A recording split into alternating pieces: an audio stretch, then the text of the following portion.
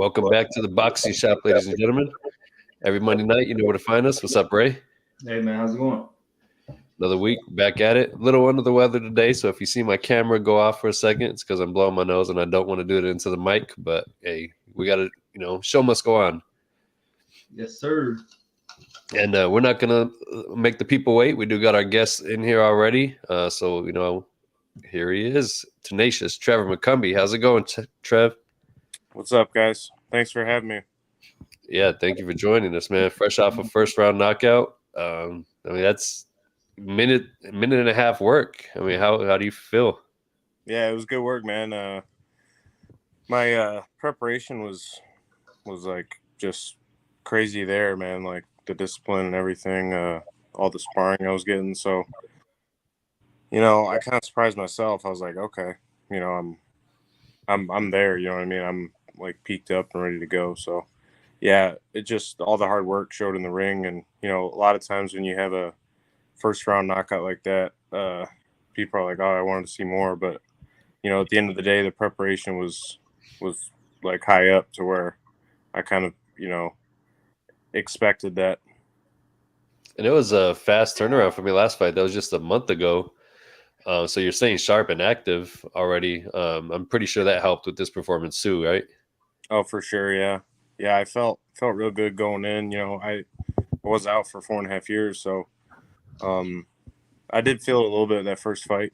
Just getting under the lights again and seeing all the people, but that's my natural element, man. That's what I do. I get put in clutch situations, and people have always told me that I always rise to the occasion. So I feel like the better fighters that I am taking on, the better that I perform.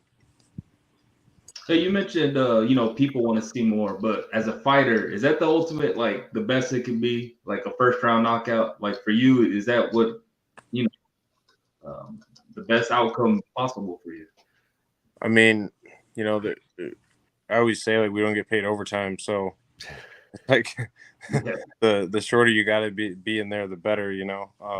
Just thinking about your overall health and not getting hit too much. That's the name of the game, man. Hit and not get hit. So going in and having a fight like that where there's no damage and nothing on me, like great. Let's keep rolling, and like what's next, Yeah, you mentioned you were out for 4.5 years.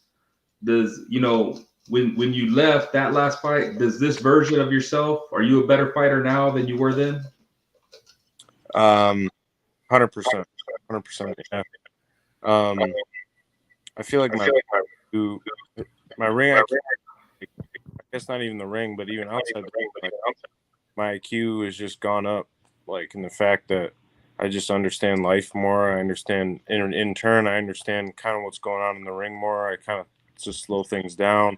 I'm looking for things. I'm not just going in there to fight. I feel like a lot of my career when I was younger, it was like I was naturally gifted, talented, so I just got in there and did my thing. Didn't really think too much about like the inner workings of boxing and the sweet science, So Now with the fight here, it was the WBC United States Intercontinental Championship. Did you have much to go on against your opponent, like as far as like what you were preparing for, or you just knew it was a big opportunity and you just kind of prepared? Because I know you talked about your sparring partner. Like how was your preparation in like particular for this opponent? Really, really, what I wanted, and that's kind of what I got out of my guy was, he's a bigger dude. He had, which I knew going in originally was Andrew, and I knew sparring with a bigger guy, a guy that had better hand speed than Andrew, bigger than Andrew, um, was gonna help me out a lot. Especially like thinking about every fight. I always think it's gonna go to 10 or it's gonna go now to 12. So I want to be prepared to go all those rounds. You know what I mean? So we had some some grueling sparring, and honestly, I wish I could have got a lot more of that. So I think earlier starting out, I'm gonna go and get some more work, kind of with different looks. yeah, for this fight in particular, I was like, man, Andrew's a tough guy. He's tough. So I'm not going to expect to just hit him with a shot, even though I have a lot of confidence in my power. I'm not in love with my power. I think a lot of fighters get in love with their power and like want to get that early KO. If it happens, cool, but I'm prepared. I'm prepared and I'm ready, and my cardio's there. So if it go 12, it go 12, it go 10, whatever it is. So where it does go 1 round, are you immediately looking to get back in there? Like, are you ready looking at the next card or? Yeah. Yeah. Yep. Yeah, we're looking at getting on the next card. If any other opportunities do arise, we're there. But yeah, we're just looking to fight. We want to keep fighting. So I think it's good. It's really good for me. Like a lot of my career, I was just kind of spotty, like here, there, and then where'd he go? Here, there, or where'd he go? And I don't want that anymore. I want to give the fans, fun fights. I want to give them knockouts. That's what they deserve. And I love doing it. I love boxing. So get me back in there as soon as possible. We're looking at August. Yeah, another quick turnaround. And, you mentioned just a bit ago, guys that fall in love with their power. You threw his name out Saturday night. I'm going to bring it up. Edgar Berlanga. Did you watch this fight over the weekend? And if you did, what did you think?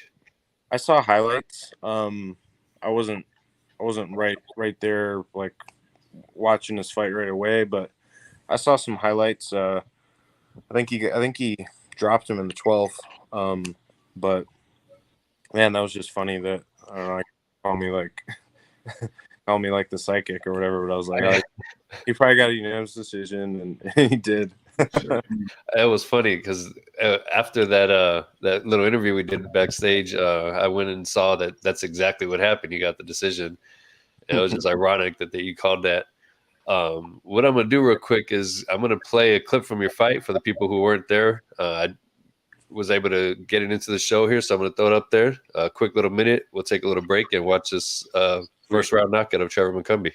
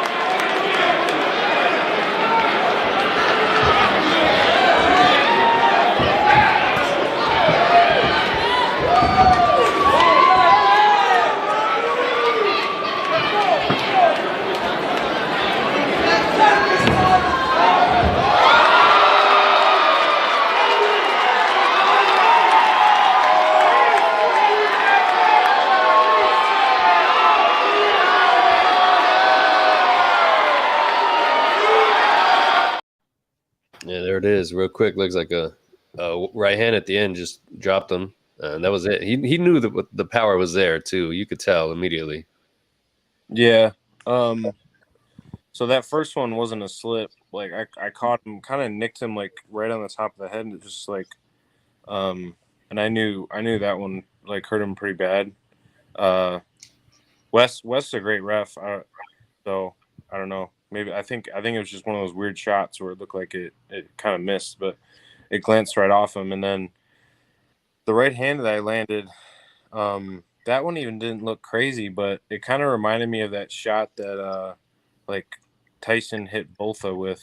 Like it was kind of like just a short right hand that like I felt really clean on my knuckles, like just dug in really deep. And if you've like ever hit somebody like that, you kind of know what I'm talking about. But yeah, I felt it like radiate all the way down my forearm, and I was like, oh yeah, like that was a good one. So yeah, man, I knew I hit him solid. So I liked after the that glancing knockdown. I like that after that you went in for the kill right away. And the way you were coming at him, hitting him with those angles, that was impressive. The footwork that you were hitting him with, you were trying to set him up, and you don't see that very often. Guys setting dudes up with just their footwork.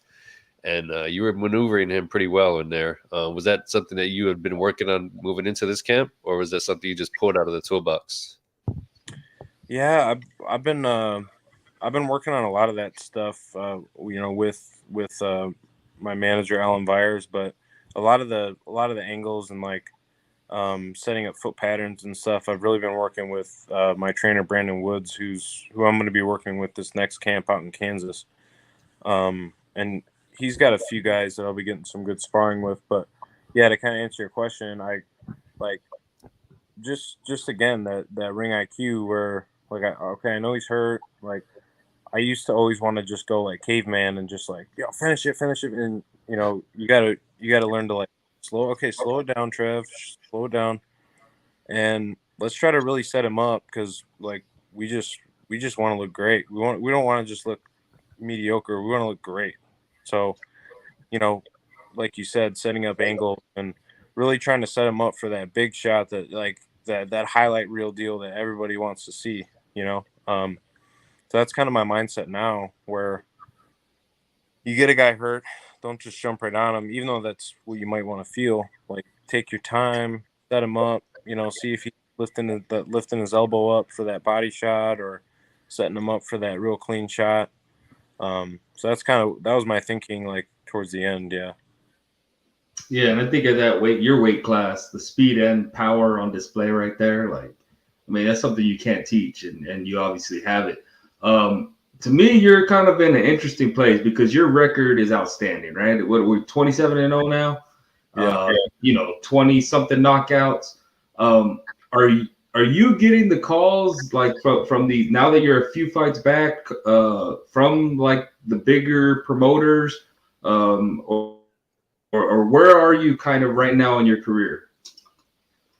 Right now we're getting calls. For us, it's kind of like, for me, like, why do I want to get caught up in something when, I could have the freedom to go fight in a different network and fight somewhere else. But we are kind of getting to that place where, we're definitely open to talking to people and getting some of these big fights done because, yeah, we are going to have to sign with somebody to get to solidify some of these fights because some of these fights would be huge, man. Like they would be really entertaining, great fights, and that's what I want to give everybody. So, we're just kind of taking our time. We're still building back. Like I was out for a year and a half. Now I'm 2 fights in. We get another fight against somebody really solid. Like we want a guy like a Porky Medina or something along those lines where I'm in a fight. Like, let's go. Like, I want to pressure me. I want to get in the fire zone where guys throwing some shots, and powerful shots. And I want to go in there and just look spectacular and just keep getting the, ring experience, even though the ring experience is there. I want that live action experience where I'm in there and, going toe to toe and, having a firefight. That's what we want. So I guess that's kind of a long answer for you, but we're pretty confident, just continuously staying active. Sugar Ray Leonard said it, inactivity, the fighters, like that's most young fighters' sins, so we just need to stay active and, all the good stuff will come, man. All the great fights will come. And I'm really happy that I'm able to give you guys some great fights in the future. Yeah, and entertaining too. Like, and that's like the big thing because, like you said, you know what fans want to see, and that's what you're giving us, right? So I feel like you don't need to take some quick notice fight. I feel like you can work on your own time, and I mean, Felix says, I mean, it's a different atmosphere when you're there and you're on the card. So, yeah, man, keep doing that. Yeah. Man. If you were outside the arena after Trevor's fight, there was a line of cars out there, which means, and this was in the middle of the card, it was the main event. There's some, walkout fights after. So most of the people that were there to just watch you because there's seriously a big line of cars to leave. So I mean, it's got to feel good too that you're the showcase of the night for both shows already, back to back at Iron Boy. How does it feel just being basically the A side of that entire card? Mhm. Man, it really warms my heart that just people want to come see me, and it just makes me happy to show like all the years of hard work. And like, I was born and bred in this. Like, my dad loves me at 7, and that's how I started, man. Like, I've known like Wes Milton, the referee there, for a long time, and it's everybody in Phoenix. Like, a few of them, they were like, I knew you when you were 8 years old at Gene Lewis, just getting special boxer award, like stopping kids. And like, I'm just like, man, like just having that community and knowing that they grew up with me in a way. Like, Phoenix is my home, so it's awesome to have all the support, man. It's super cool. And I know that I can putting out, exciting fights and knocking people out, and um just putting on a great show. Yeah, well, Ray said a minute ago too about the different networks and promoters, and what you mentioned. If it was your choice and you could go to any network or promotion right now, based off of the talent pool that they all have, which one would you be more interested in going to? um Man, that's a good one. I mean, right now we're looking at at super middleweight. You have to throw up PC. Over at DAZN, you got, I mean, DAZN, were, what do they have? Four major players over there, promoters. Yeah. They got a little bit, but not much. So I don't know. I would be very tempted to do like per fight base things. If they came to me and they're like, Trev, we want like 3 fights, we want 4 fights, and we know that we want you in those 4 fights, and the money is right. I would be like, let's go to war and let's do it. Like, let's make these fights happen. They'll be exciting fights, because I promise you, I'm going in there. I'm going to go out of my shield, or I'm going to knock somebody out. And that's just bottom line. That's just how I do it. So there'll be exciting fights, man. I got to lean more towards PBC, but even then, a lot of the guys that they're mentioning right now haven't fought in like 2 years. So it's like, Yeah, and even then, I mean, the kind of belts it kind of looks like those fights are already maybe made, like the belts are tied up right there. And then you got the zone, like you said. I mean, I would like, like Berlanga, Beck the Bully. I think you match up great with those kind of guys. mhm.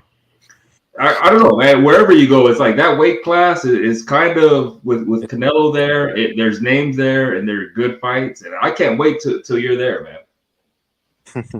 Yeah, me too, bro. Yeah, like just to see, like, once I'm there on the poster fighting one of those guys, it's gonna be good, man. It's gonna be exciting for a lot of people, because like I said, I come in and I will fight till the end. I'm not running around. I'm there to fight you, and I'm looking to take your heart, take your soul. So, like, yeah, they're gonna be fun fights for sure. Yeah, it's gonna be fun fights, and then even like the familiarity with you, like it's not a comeback story, but it's almost a comeback story, right? Like Yeah. you were kind of out of the eye for a while, and then now you're back, and I mean, you getting first round knockouts. Who's not gonna want to see that, right? Like, shoot.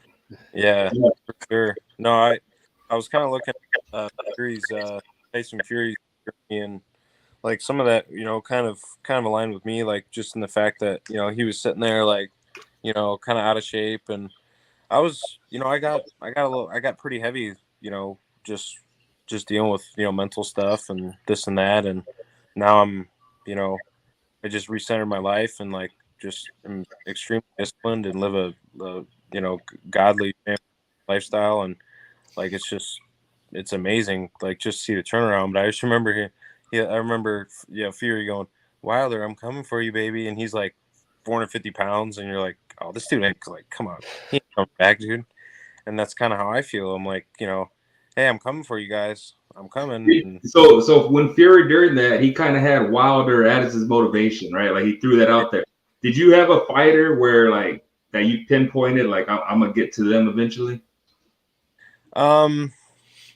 not necessarily. I don't really like Berlanga that much. He's not really one that I Neither. thought like he's not one that I thought of as like, oh, like he's way up here, you know, like because I felt like Fury looked at him like, oh, they think he's the monster. Like I'm gonna show him, you know. So maybe for me, like David and I have had a lot of good sparring, and there's really for me, there's no disrespect with David, but it's one of those things. Like we're both really competitive.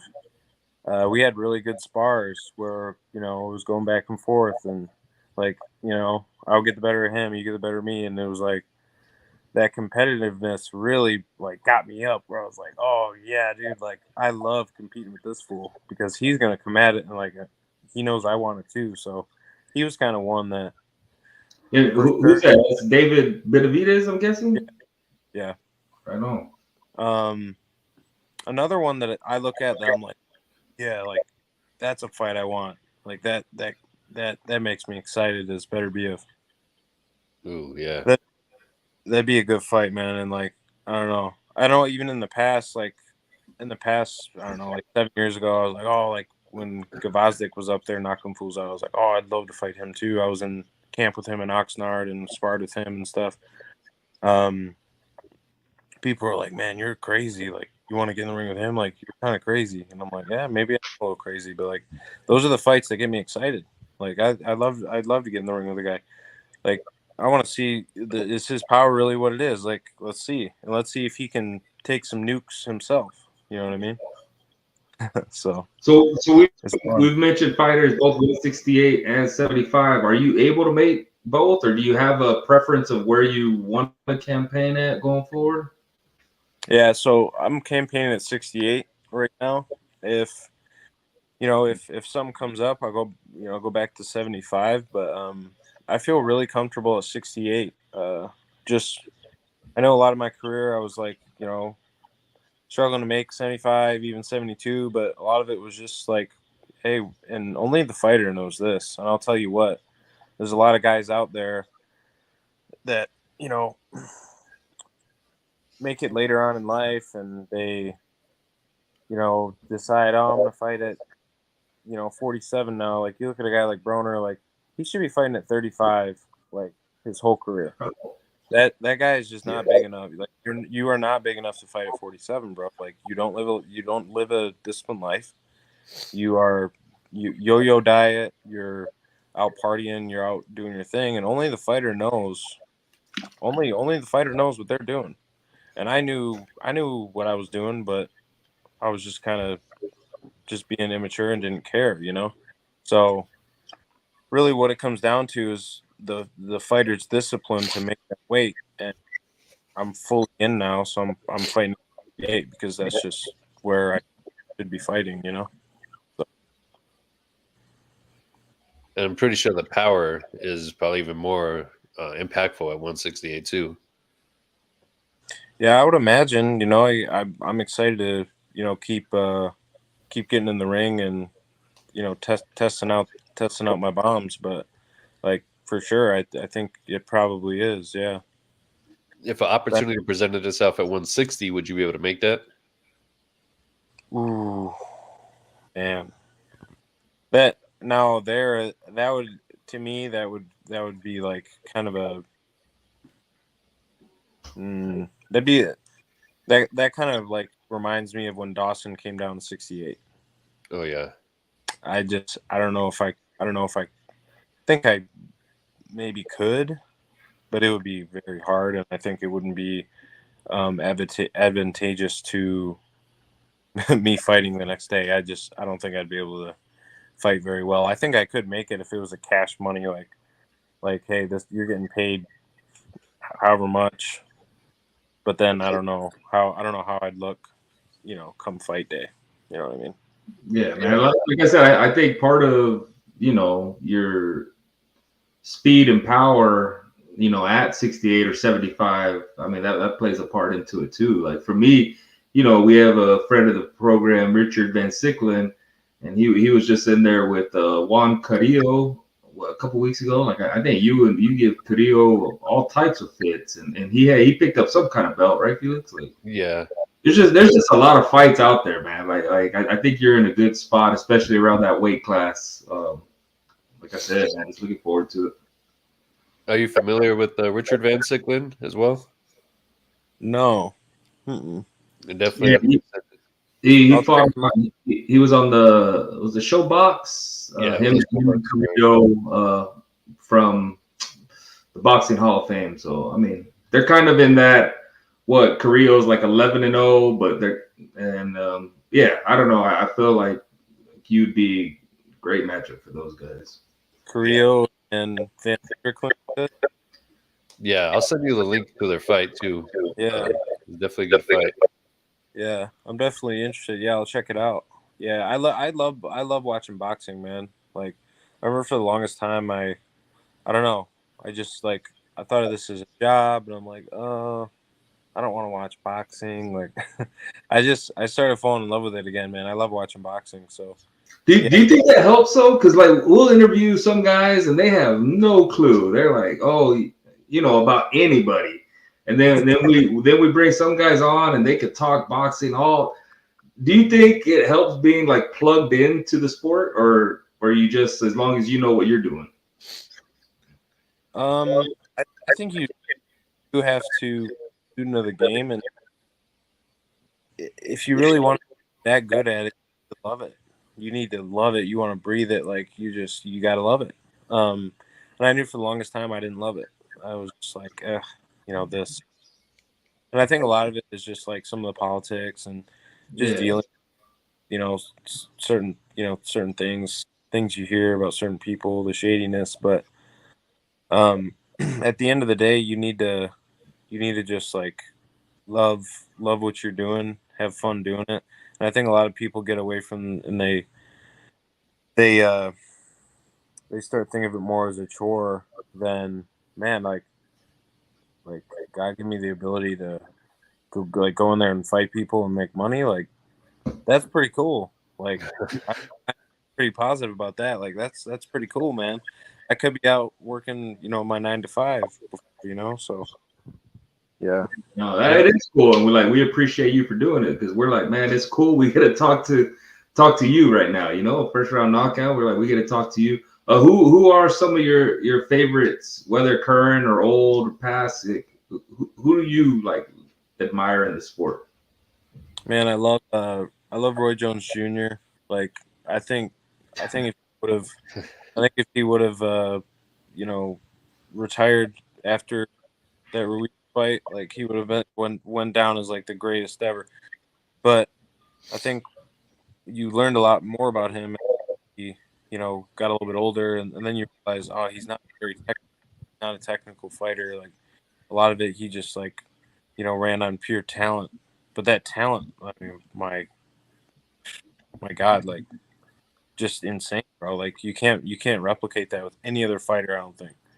I love Joe Calzaghe. Like, his punch output was just insane. Like, he was good. James Toney on the inside, like, his inside game fighting was just like gnarly, dude. He was, yeah, love him as a fighter. I think everybody can say Mike Tyson. Just his ferociousness, his wanting to just hurt people was just like admirable. You know what I mean? Like, as a like fighter to fighter, like, I know some guys that just don't have that heart. Like, they don't have that, like, I'm gonna really hurt this guy. So like Mike Tyson was like epitome of that. Those are the guys that come to mind, but I don't know. Like, you asked me my favorite movie, and I'll rattle off like a million because I'm just tough. So like, I got a lot of fights that I really like, but yeah, I'd say those guys Favorite boxing movie? up there. Favorite boxing movie? Yeah. Rocky IV. Oh yeah, that training scene can't beat that.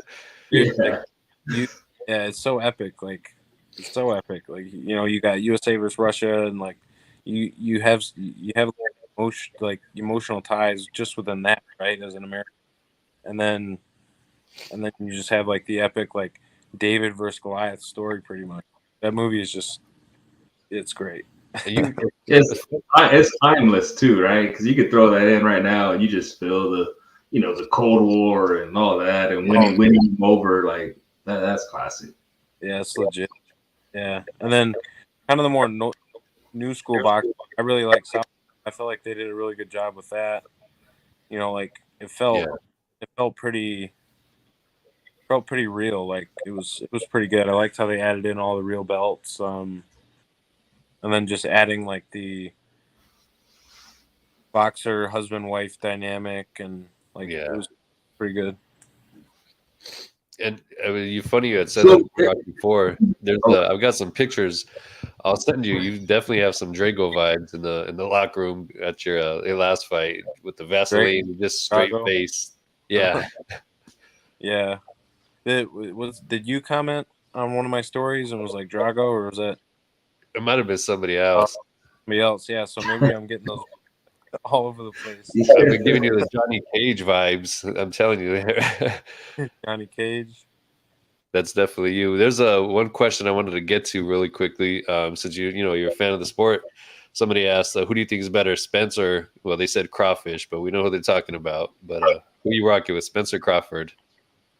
Man, they're probably not gonna like that, but I gotta go with Crawford, man. You know, I thought about it myself, but I saw a few of the interviews. Like all these things do add up. So like Errol, like Spence was involved in what, like two car crashes in the last yeah. 4 years. I heard he's had like some retina issues with his eye, like, and just based off of the way that you see they live their life outside the ring, it seemed like Spence is chilled out now, and I think he's doing really good, and I'm really happy for him. But I think he did have kind of a crazy little stint, like dark past around that time. Maybe like the health stuff. His body looks a lot different to me now. Um, could be age, but I can't really say that because he's still like in his early 30s. So like I don't know. I just don't know. But I know Crawford seems like he lives his life pretty heel and like stays consistent. He's a gym rat. Um, and I've seen a lot of like like really high level IQ from Crawford. So I just got to pick Crawford based on his consistency, his discipline, um, and I think people are going to be pretty shocked. And it looks like Errol has a little bit of issues with southpaws, so we'll see. Yeah, I mean it's crazy because Felix, I tell you all the time, like I say, man, Spence is gonna win this easy, but it's like every fighter we talk to or every fighter that's asked that question is picking Crawford. So yeah, I mean maybe for those reasons. You want to ask that one, Felix, right there? Yeah. When are you fighting Caleb Plant? And then somebody else commented back that you'll dog walk Caleb Plant easy. So it seems like that's a fight that the fans want to see. So, I mean, is that something that's been talked about or presented to you, or something that you even see that's on your future? Yeah, people have been talking about it. Again, like I don't know, not really. No bad blood, nothing. I just remember seeing Caleb Plant's name in the amateurs, and I was like, oh, I want to fight him. And like, I don't know if it sounds funny, but I was like, I was always like the only white boy in amateur boxing, so I was like, who's this other guy? Like, fight him? Like, let's see, he's the best white. But no, that'd be a fun fight. It'd be a cool fight. Like, I like his style. I like how he moves. I think that'd be a fun fight. I think I'd end up walking him down and really really getting to him in the later rounds. But he's fun to watch. He was fun to watch that Benavidez fight. I like his approach. He just kind of lost some gas later on. Yeah, it seems like that's kind of his thing a little bit. He really does well in the first half of the fight, but Yeah. things always kind of shift after those, the fifth or sixth rounds or so. Yeah, I mean you think about it, man. You're looking at some of his you know defensive moves with his legs, and it takes a lot out of you. You're doing that for 12, like it's gonna pay a toll. So You mentioned your sparring sessions with David Benavidez. So when he gets the talk and now he's kind of got the spotlight on him, does that like kind of give you where you're at? Like, are you like, hey, I've been in there. I've had success against him. Um, when they talk about him at this level, what does that make you think about yourself? Yeah, I obviously know that I'm the cream of the crop. I know I belong with those guys. So yeah, man, even you saying that, yeah, like it does make me feel good. I sparred with him. This was probably 7-8 years ago. It was a while, but he, I think he was I think he was 2 fights in as a pro or something like that. So he's obviously gotten better. I've gotten better. And yeah, it'd be a fun fight, man. He's a fun fighter to watch. I'm a fun fighter to watch. So that would be Ex- good. Excluding yourself, let's say you're 175, you're not even involved in the conversation. Do you think David is the best 168 in the world? Do you think he's surpassed Canelo at this point?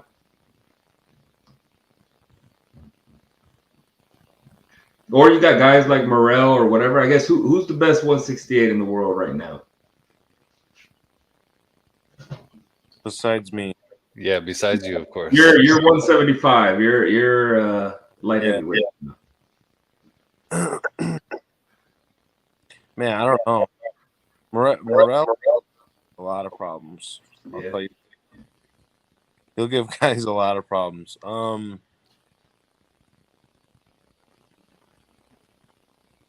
don't know. Honestly, I was getting a little giddy just hearing that Benavidez was going to fight Morel. I was like, oh, Yeah. like me as a fighter, I was like, I'd love to watch that. I think there's a lot of fights that need to be made. There's a lot of fights that need to be made so we can figure out who's the best. Yeah. Yeah. And I mean, I think that goes to it. Where like we talked about 168, there's so many names right there. It's like a lot of fights, matches and styles make fights. Yeah, Well, and then I think Morrell kind of brings what you bring a little bit, the speed, the footwork, the power, able to do all that. So yeah, and he has that awkward, lengthy southpaw equation too, and like it's kind of a nightmare for sure. I mean, that would be a banger of a fight, you guys. Mm-hmm. Yeah, that'd be a great one, man. I naturally I started sparring some southpaws, and I'm liking the southpaw angle, so that'd be a good one too. But yeah, there's there's a lot of fights. Who's that Billy guy? You know what I'm talking about? It's like MBI Christian. I saw he's kind of coming up. I think he's ranked in the top 5 in the WBC. I believe we've talked about him before on this network. Dakota did. If he was here tonight, he was one of our other co-hosts. He's brought his name up before. He's super in depth with every fight. I've seen the name. I haven't watched him fight though. Yeah, I want to watch more of him, but from what I saw, like not, I don't know. I wasn't very impressed with him. So he'll be one that I think myself or one of the other guys will snack up on here moving up. But yeah, well, hey, we definitely appreciate you having you on again. Any other comments on where can the fans see you next? just follow me on socials, Trev McCumby. And then we're looking at August 15th. But if you follow me on Instagram, I'm always posting updates. I should be like some merch out soon. So yeah, just follow me there, and we're looking at tentatively August. So you guys tune in. It's gonna be fun. Be a fun ride. Definitely, and I'll be linking up with you soon too. We definitely got to get some more filming in and have a whole special. Felix, I don't know if he's trying to get that question. I don't know if it's serious or not, but are we familiar with the Dion Williams? I'm not. I think Dion Williams is a welterweight, so I'm not certain if that's a fight that would ever happen. unless Deion Williams had a binge at Burger King. And I'm not even sure who that is, so I don't know. Maybe I'm off. Deion Williams. Yeah, I don't know. I think he's lighter weight. He could be talking about Thomas Williams, but Thomas Williams, he retired, I think, 6 years ago. 7 years. But yeah, I don't know. Yeah, I think I was looking it up too. I think Deion Williams is a welterweight, if I'm not mistaken. I just didn't throw it out there a couple of times, so I didn't want to. Some people have asked me. I think it was a joke. Right there we go. Yeah, people have asked me, when are you gonna fight Haney? And I'm like, I don't know. Either he's got to eat, or I got to cut my arm off. 2 arms. Yeah, seriously. I mean, the kind of weight cuts Haney does. I mean, you see him at the weigh-ins. It wouldn't be surprised me if he could make 168. That's true. That is true. Yeah. Are you looking to fight Floyd anytime soon? Oh, now we're getting wild. Okay. How about a Trevor McCumby and a Logan Paul or a Jake Paul battle? That'll be fun. Oh man, I don't know. Like, I think it's Mosley Jr. What do you think about that? Yeah, I'm down to go entertain the Saudi princes out in Saudi Arabia, but if the money's right, man, I'll fight anybody. That's the answer right there. Hey, we appreciate you coming on again, Trevor, giving us your time. And again, I mean, one of the most humble, chill dudes. Like, if you guys ever meet him in person, talk to him, like, really just, you wouldn't even know he's a fighter. Like, super chill. So definitely appreciate your time and all the time you've given me outside of, this show here tonight too. Yeah, thank you so much. Like I said, being able to talk to someone like you, that's cool for us just in that. So yeah, thank you, and man, good luck in the future, and I'm sure, hopefully we'll be hearing from you soon. Heck yeah, guys. Hey, thanks for talking to you guys. Yeah, let's get it. Let's get it. It's gonna be fun. The boxing shop. I'll be on again, guys. Thank you very much. Yes, sir. All right, Trevor. Thank you again. All right, have a good night. Later. See ya. All right, there we go, guys. Trevor McCumby, 168. Should we hit that clip again one more time, Ray? Let's hit it, and then let's talk about. I'll give you a minute to think of your ideal fight for him, like right now. All right, perfect. So we're going to play the clip from his first round knockout. If you guys missed it over the weekend, here's my angle from my viewpoint, and enjoy it. We'll be back in a minute.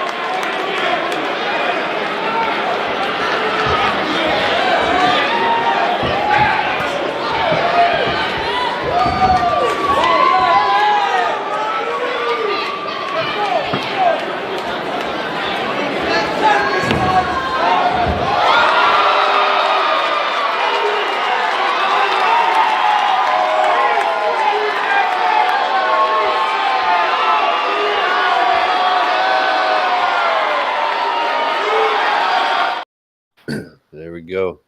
And you can see he's having a good time in there, man. He was feeling good in the corner, celebrating and everything. So, yeah, it's definitely a good night, good performance.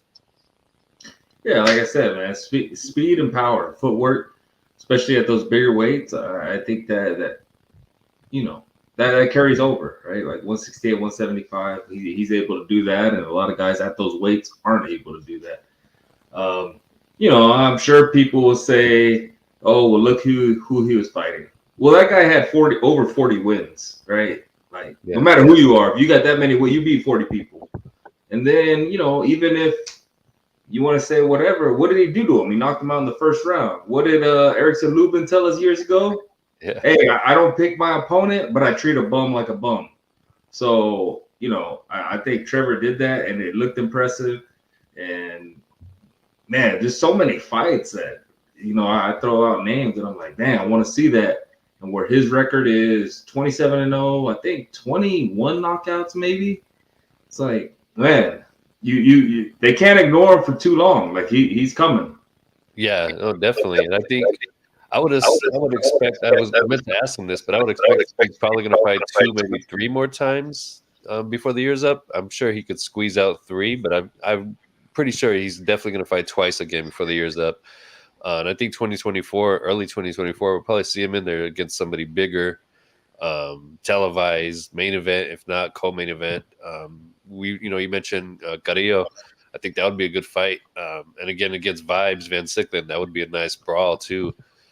I think for sure he's going to be on the network, and I can see him landing on Showtime. I think there's more names there for him, and that's probably the best move for him.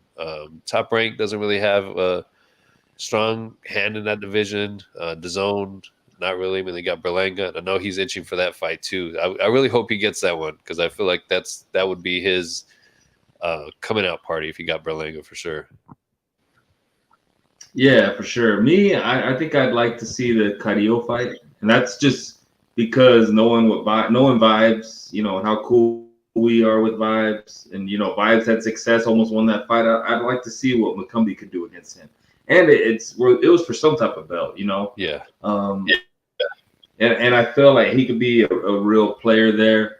Where with DAZN, I think he could beat Berlanga, bro. I think Berlanga's trash. Oh, yeah. But that's kind of it right there, right? Outside of that, then you're gonna kind of be there as a B-side for Pacheco. And Pacheco, I don't feel like Pacheco's at that level yet, but he's coming up, and he's coming up quick. And I don't think McCumby deserves to be like, a stepping stool. I think let's put him in these fights against a Carrillo or against Beck the Bully or Shane Mosley right there.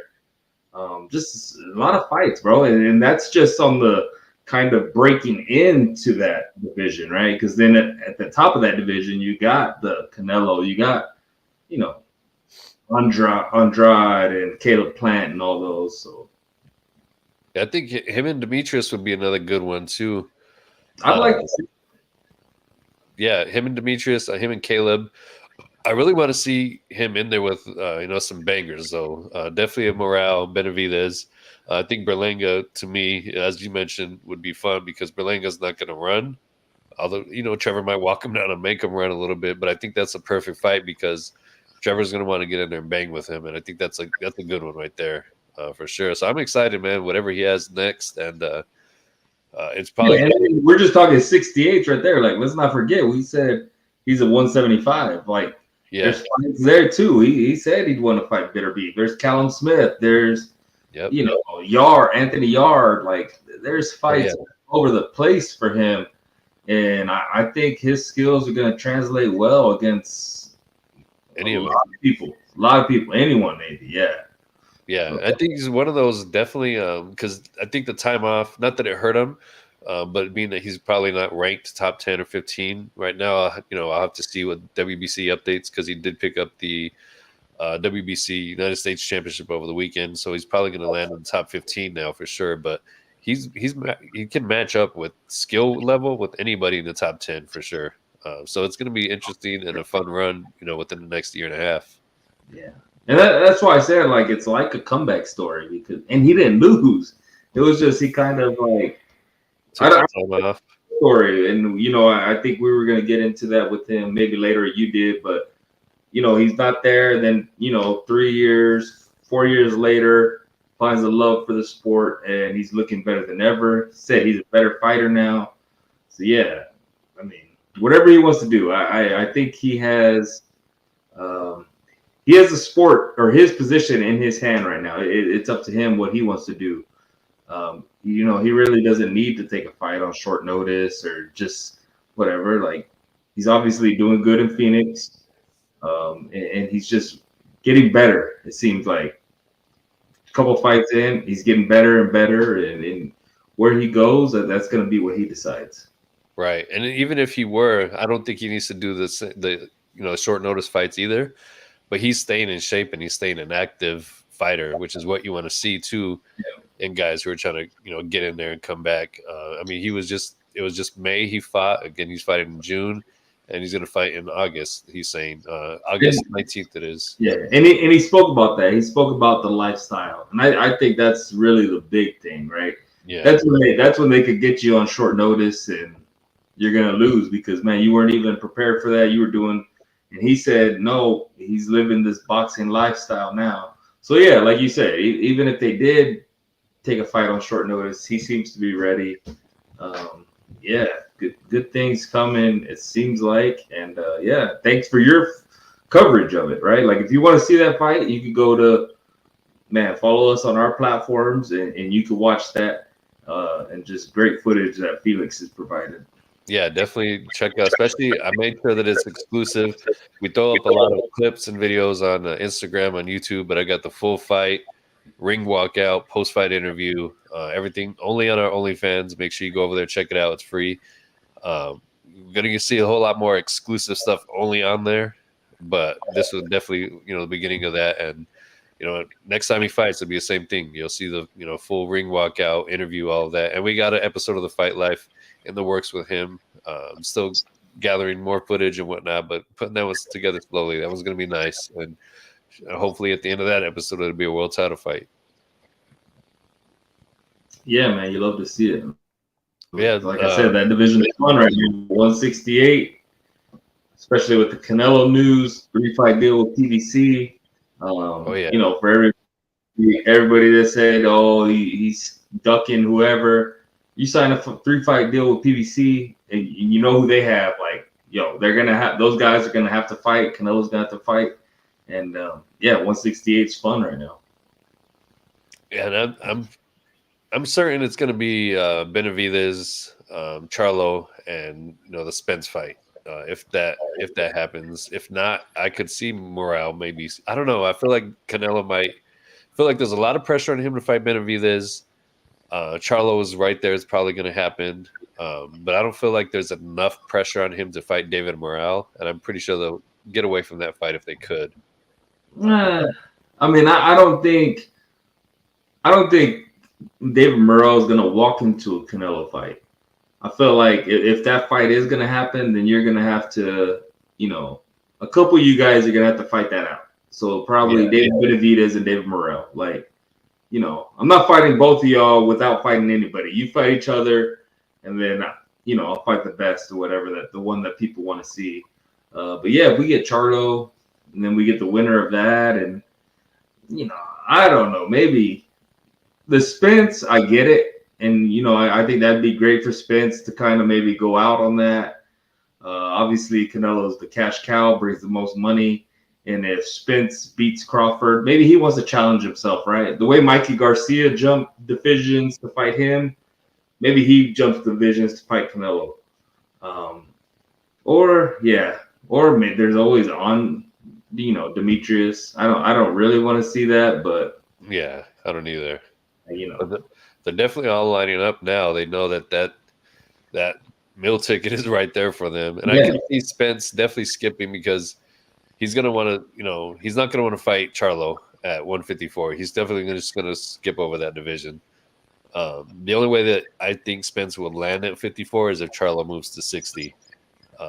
Then I can see Spence stopping there and maybe picking up undisputed, assuming he beats Crawford, which, as you said, it's funny because every time we have a fighter on here, they're all picking Crawford, and we're all walking with Spence. It's I don't see how Crawford I know the reasons Trevor gave, and I'm like, okay, I just don't see it. I don't see Crawford being able to stand there with Spence and beat Spence.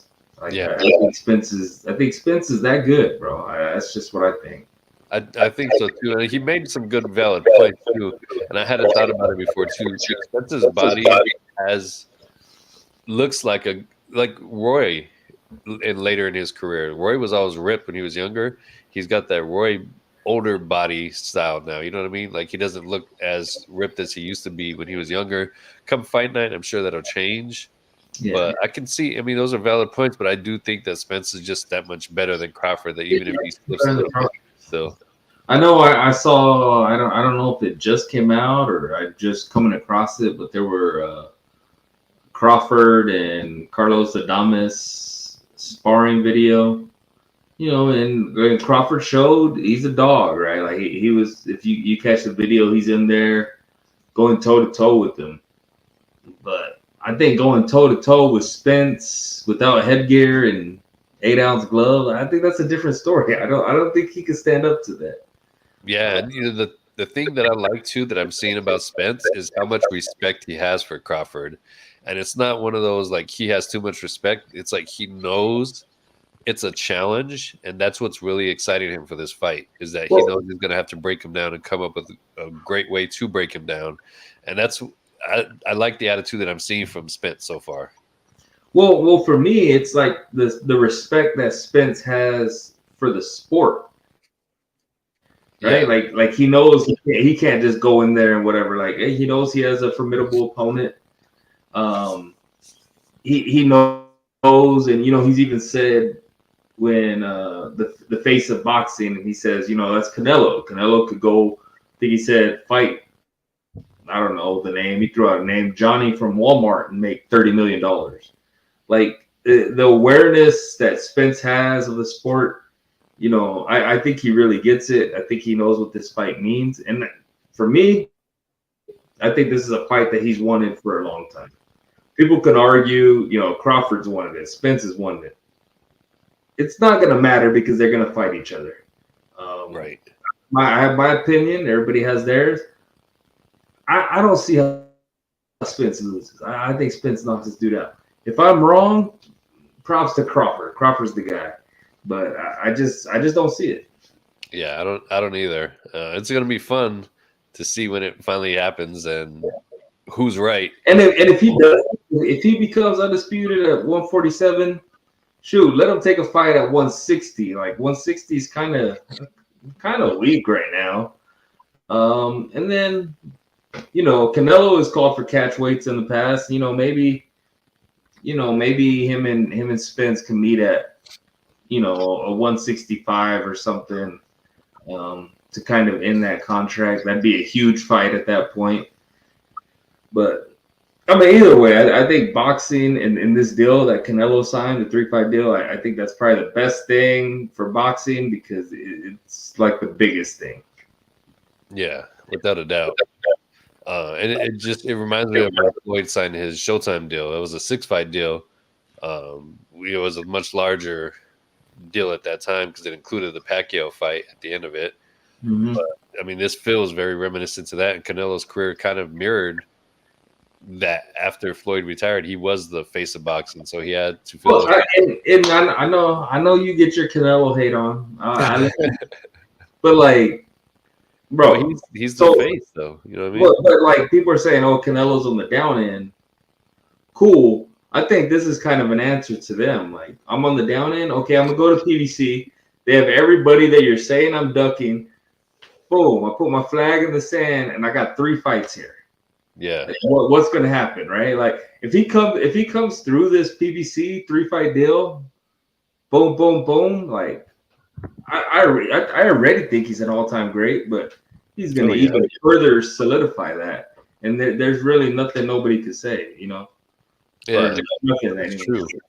And there was a lot of people saying that they were just waiting for the Edgar Berlanga announcement any day now, that Canelo was going to take that. And he would have got crucified for that too, because, that's easy work. But he's not. He's going to PBC, and you got to respect that.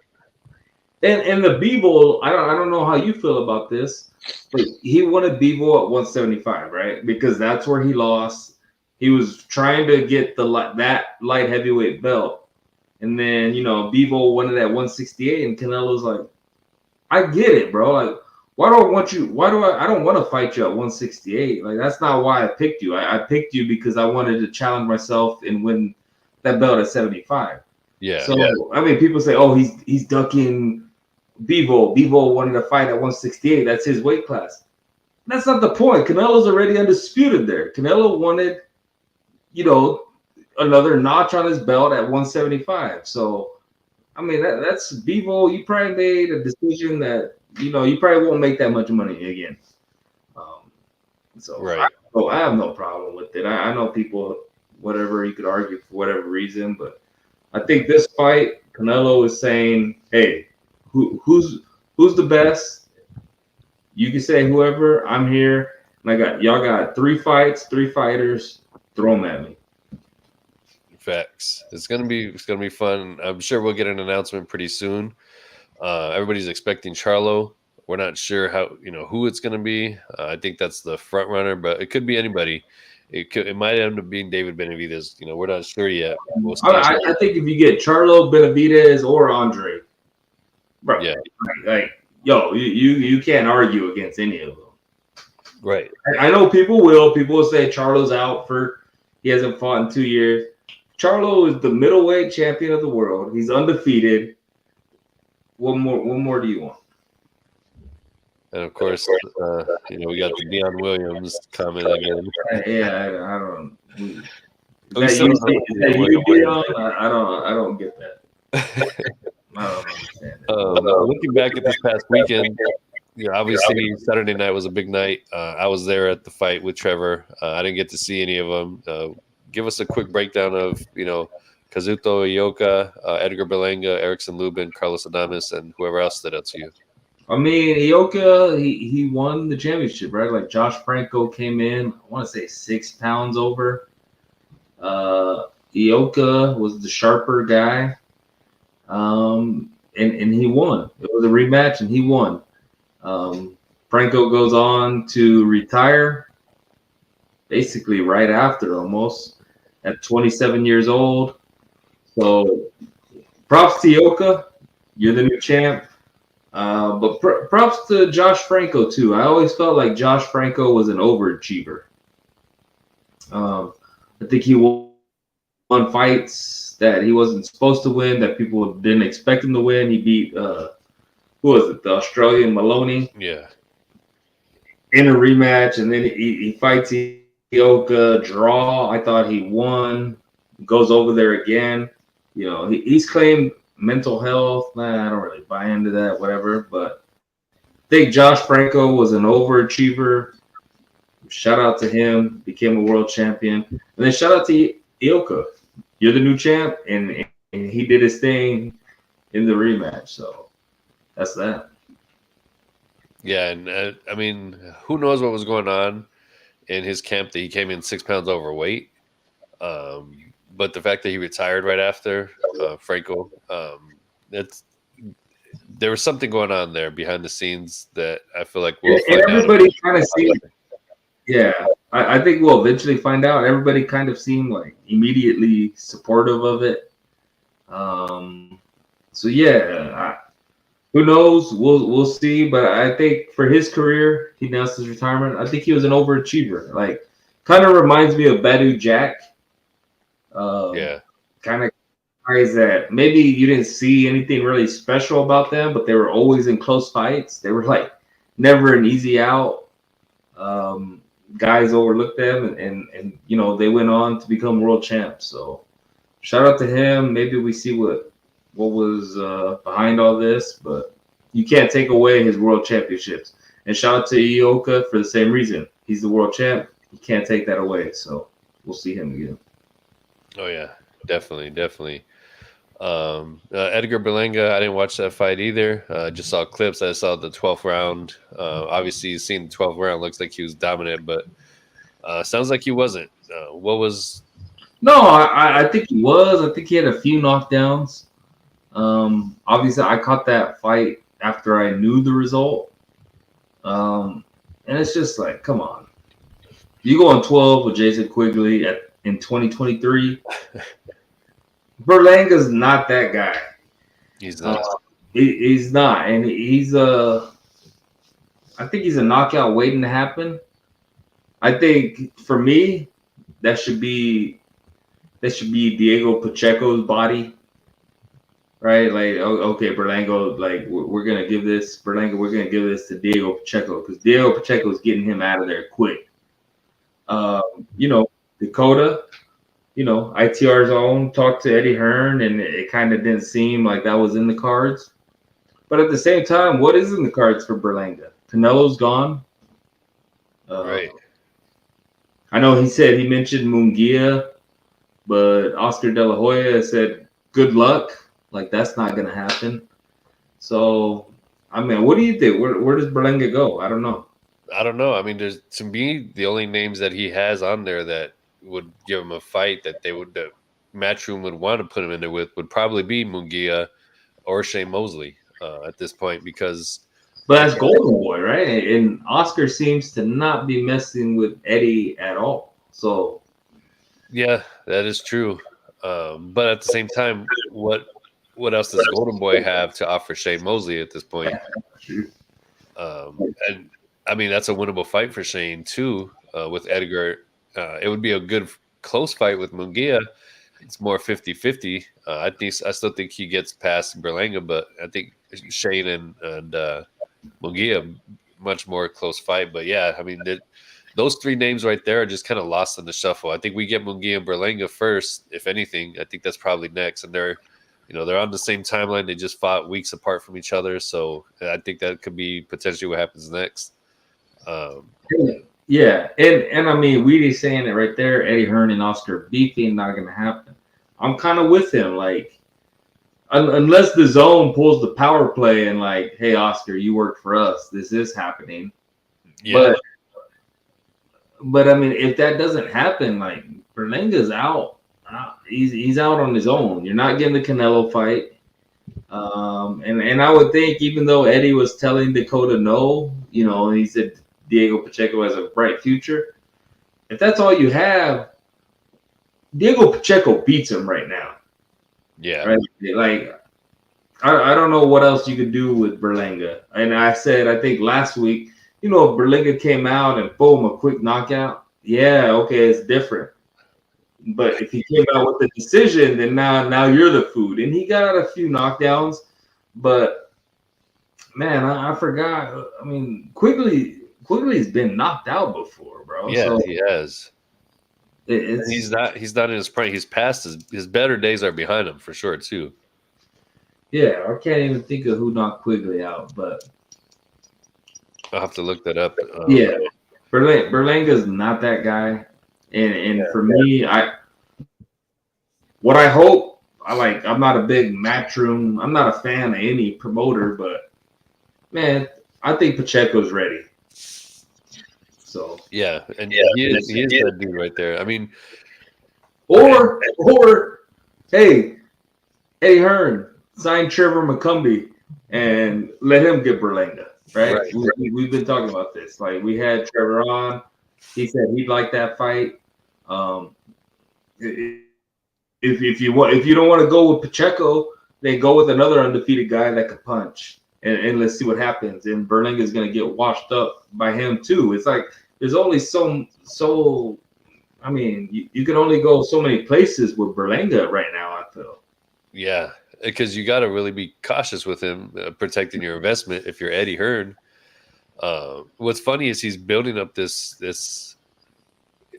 There's like two versions of Edgar Berlanga. Like, there's the version that people fell in love with that want to see, the knockout artist, washing everybody one round. And then there's the most recent version, which is the real version of him, which he can't get guys out. He can't knock them out. And what's funny was right after Trevor's fight, we went back into the locker room. I, pulled out the phone, got a quick interview with him, threw it up on Instagram, and you'll see he mentioned, he's like, Edgar Berlanga, he probably fought to get picked up a unanimous decision because he can't get guys out and he gets frustrated easily. And neither one of us had seen the fight, had no idea what was going on, but that's exactly what happened. And now that's like his reputation. He just goes, I mean, I think that's probably 4 fights in a row. Yeah, 4. Is it? And it's just when you're built as this monster, with so many first round knockouts. I don't know if that was just great matchmaking, probably because it was top ranked, or if he's kind of fell into like his own head that, if they go one round now he can't do anything. I think it was the matchmaking. I've always said I think Top Rank has the best matchmakers. Yeah. But it's just going to be tough for Eddie Hearn to try to get this guy wins. And Eddie Hearn's not the best at that, right? Like, how many times do we see their prospects lose over there in Europe to random Mexican fighter, right? Like, that's not Eddie Hearn's strong point. So right. Yeah, definitely. And the thing with Berlanga is like where did that power go? And that's what we've talked about is top rank, and their matchmaking is A1 because they know what they're doing and they know how to build that storyline, that character, and get you in there and keep it going like that. And I think that's probably where they came to the disagreement. That's why Edgar left, because they probably wanted to cash him out. Who knows what happened, where the direction was that they're heading with him. But I think for them to let go of a fighter that's undefeated is like, I mean, the writing's on the wall. Like, it was Demetrius Andrade that got Quigley out of there, right? Like, nobody thinks of Demetrius Andrade as some big puncher or whatever. But that's for most of his career, that's what Berlanga has been sold as. So, yeah, you knocked him down a few times. But at the end of the day, you went to decision with him. And this is an older Jason Quigley. So, I don't even know if it's a cash out. I don't know what the zone's doing, but I would get him out of here to Diego Pacheco. And if I'm Diego Pacheco, I'm calling for that fight right now. Yeah, facts. It's I've said it many times, he's low hanging fruit. Yeah, we ain't gonna do that. We're not calling Berlanga Mike Tyson 2.0. Like, Mike Tyson's all-time great to me. We're not gonna. Yeah, I mean, I get what he means with the biting, but you have to at least be as ferocious as Mike was and as talented, and Berlanga was not that. If you ask and a reason for the biting, right? Like, Mike Tyson was being headbutt like crazy in that fight. Like, he might not admit it now, but watch that fight. He's getting headbutt like crazy, and I feel like he resorted to biting. I'm not putting him and Berlanga in the same conversation. Yeah, no, Berlanga bit him because he was frustrated that he couldn't knock him out. That was really what happened. Yeah. Next one, Erickson Lubin. If you want to really quickly just touch on that, I love the knockout. I love the attitude he had. Right after he knocked him out too. I didn't watch most of that fight. Did you catch that one?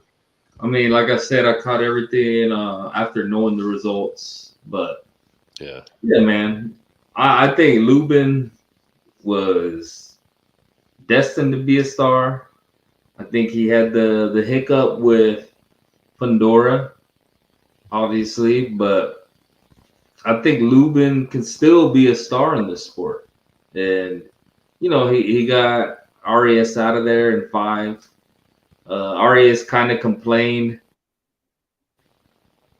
Bro, you were on your knee for all of 10 seconds, right? You can't get up at 9.5 and and try to say you were up. Like, get up earlier. Lubin hit him, made him fall kind of face first. Which we know if you fall face first, you're probably done. So I think Lubin went in there and he did something that no one had done before. Arias hadn't been stopped, and Lubin did it quite easily. Weedy saying Lubin, Brian Mendoza, let's see it. Yeah, I'm down for it, man. Yeah, I'm down for it. I would definitely love that. Yeah, I would like Lubin to get his lick back against Fundora because I feel like he can. But ultimately, I would love for him to get that shot against Brian Mendoza. It's a 50-50 fight for both of them. Yeah, and I don't know what's happening. I think I want to say I saw something that Fundora and Mendoza were going to run it back. If they do, whoever wins that, like, man, give that to Lubin. Give the winner to Lubin. Even in the fight against Fundora, he was having tons of success. He kind of just fought the wrong fight. And even when the stoppage, he still wanted to go on. I think Lubin's going to become a world champion. I hope one day he does, just as a fan. And if it's Mendoza, I'm down for that. I don't think there are very many people at 154 that beat him. So yeah, I'm with that. We're always big Erickson Lubin fans. I'm sure we'll get him back on this show again at some point. He gave us a classic quote that we'll always remember, and we got to put that on a T-shirt too. That's definitely a T-shirt worthy quote. Man, because it was real, right? Like how many guys come up here and they're like, right, I hope I do this. And this is early in his career, and he said, I don't know much about the guy, but he's supposed to go in there and get him out of there, and that's what it did. Exactly.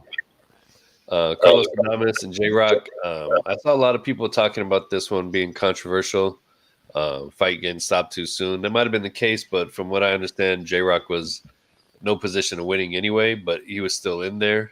I didn't catch any of that one either. Again, I'm gonna have to run back and watch these fights, especially this one. This one stood out to me as something that I need to see because I'm curious as to what was going on at the time of stoppage.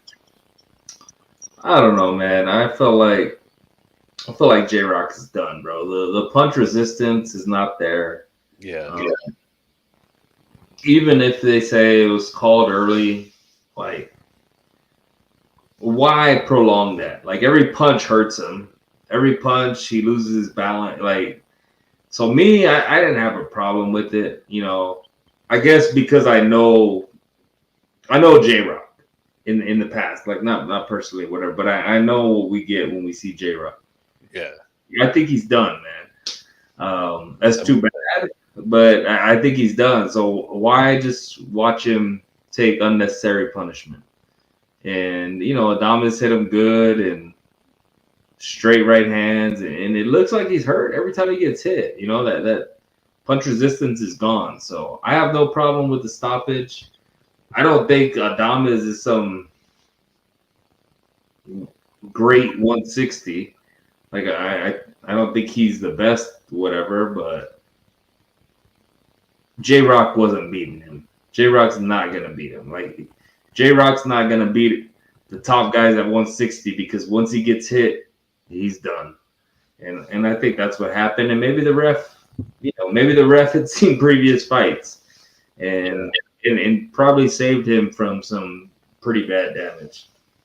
And that's possible too. I mean, the referee, just going back to Trevor, when he was in the dressing room giving the pre-fight and instructions and all that, he's like, I refed a few of your fights. I know how you are. I know how you are in the ring. So I have my own way to judge and this and that. Just talking about that. The referees, they're there to do a job and they know what J-Rock is. And I was saying this on Friday night on the show with Jack and Nibs. He's not the same fighter anymore either. He's shot. I mean, he's probably good for a few rounds, and Wheaty's probably saying it in there too. Right there, he didn't have a chance, but other people saying the same thing. He was fighting. He was doing the best he could. He kind of just reminds me of like Jarrett Hurd. Like he just can't pull the trigger anymore. They're just kind of shot. They're very similar. Jarrett Hurd and J-Rock to me like the same fighter right now, basically same stories and everything. Same situation, and when you see the way J-Rock was hit, he says, Speedy says he was throwing a jab when the fight was stopped. He was, but come on, man, that jab's not gonna do anything. That jab is like, oh, you see the ref coming in, yeah, you throw a jab. That doesn't mean you're in the fight.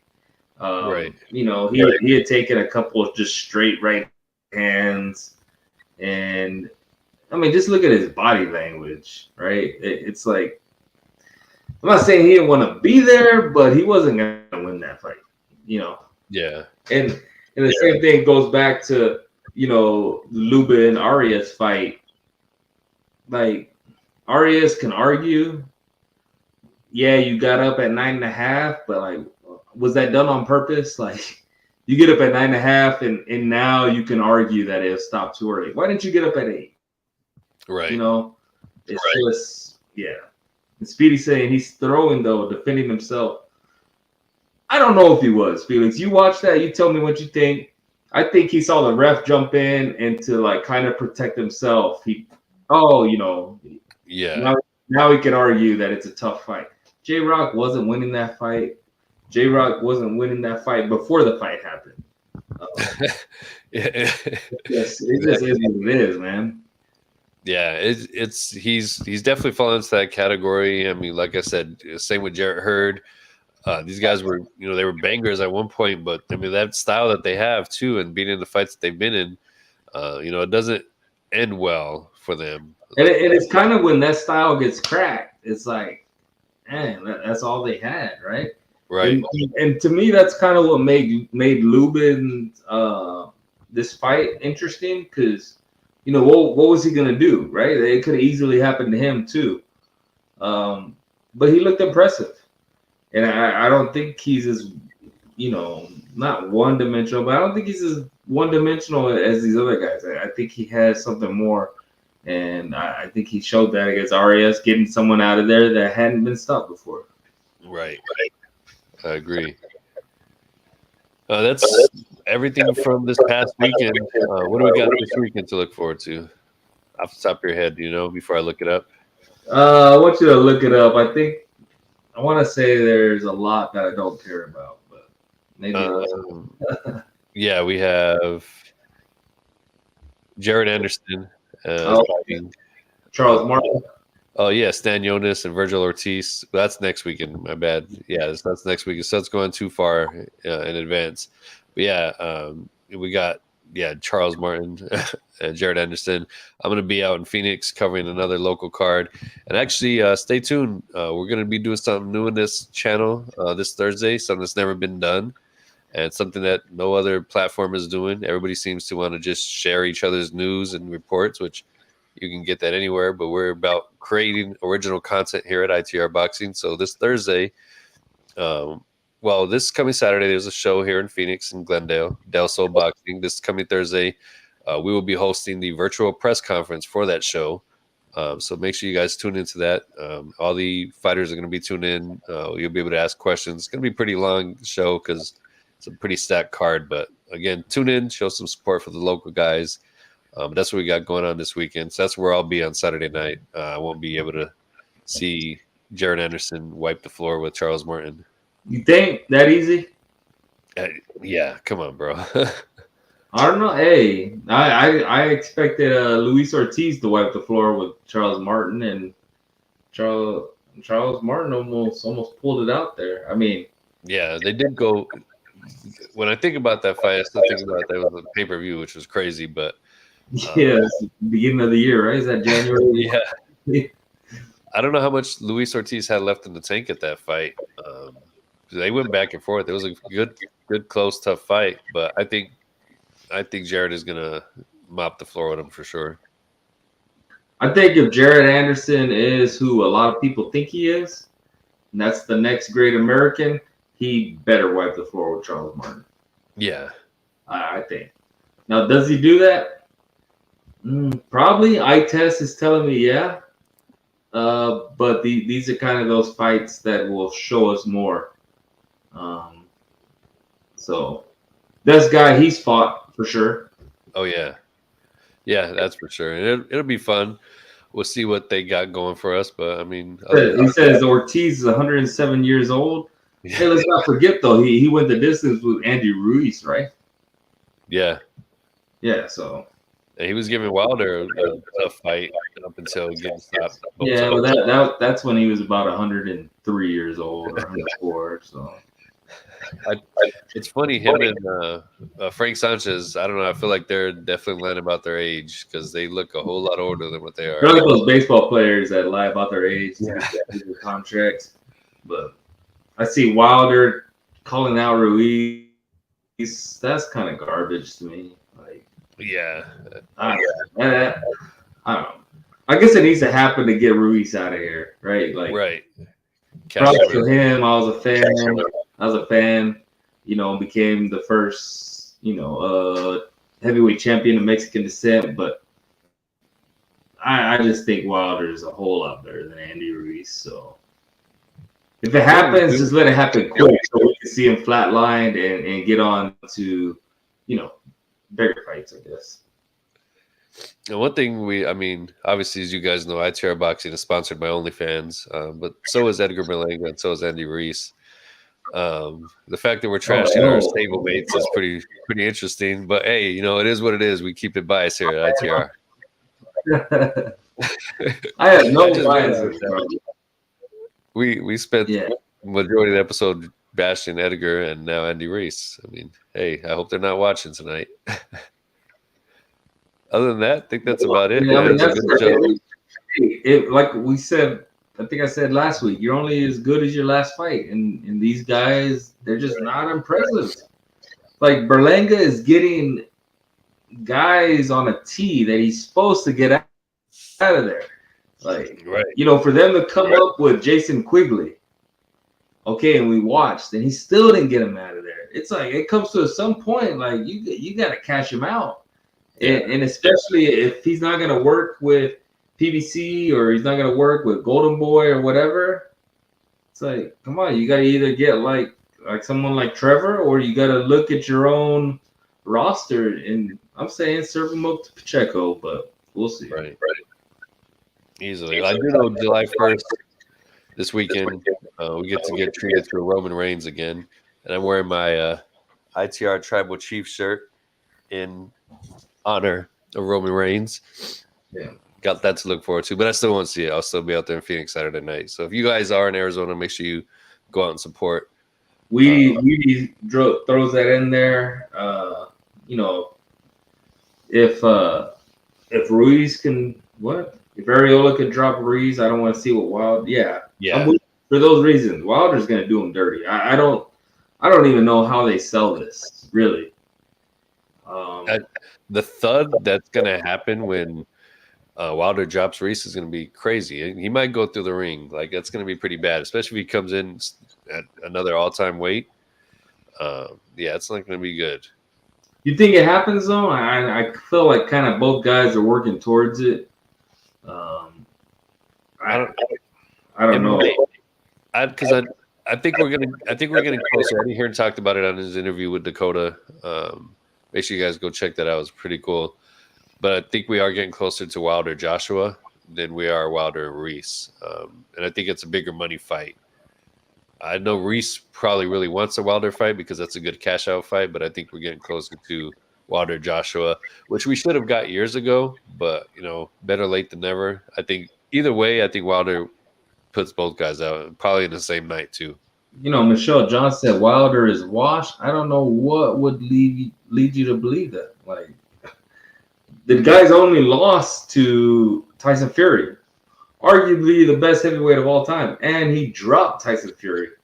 So, I don't think Wilder ever beats Tyson Fury, but I think he beats everybody not named Tyson Fury. So, yeah, for sure. And then FA, he beat Stephen Big Shot Shaw.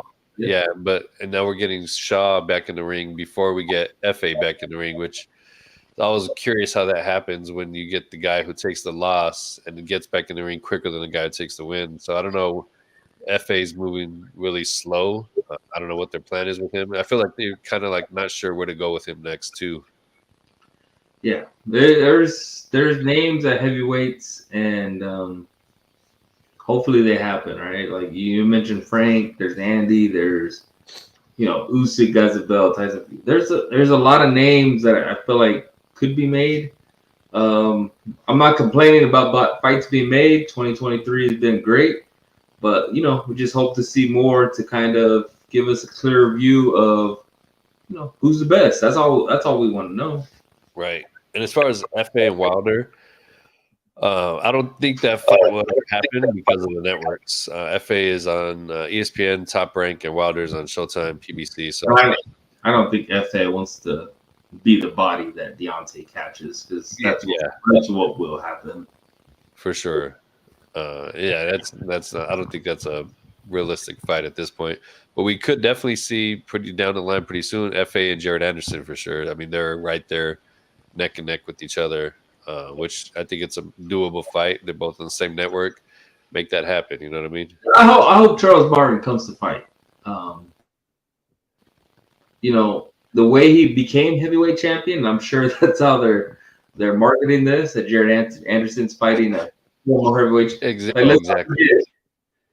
Let's not forget Charles Martin won the belt because his opponent rolled his ankle or something. Yeah, right? It was something crazy. I'll never forget that night. I forgot what happened in that fight, but I just remember like being disgusted, damn near. Like the fact that this guy can call himself a heavyweight champion of the world now, and a legitimate IBF heavyweight champion of the world after that fight. I was like, wow. And it didn't last. There was only one defense, and that was it. He dropped the belt. But He did have a close fight with Luis Ortiz, 107 years old, as someone stated. Regardless, this is going to be the biggest test for Jared Anderson, and if Jared Anderson is what everyone's calling him, the future of American heavyweight boxing, maybe we get a highlight reel. I think that this fight is somewhat interesting for those reasons. Right. And it is heavyweight, so again, anything can happen. That's a lot of weight, throwing out all that body weight behind those punches. Anything could happen against any of those guys. Yeah, no doubt. That's it. We've covered everything. Good show, good interview, breakdown and preview. And we did it all in the boxing shop again here tonight. So appreciate it. Someone said this is a lull in the summer. It's true, but we're getting through it, and there's still, I think next week, very good fight.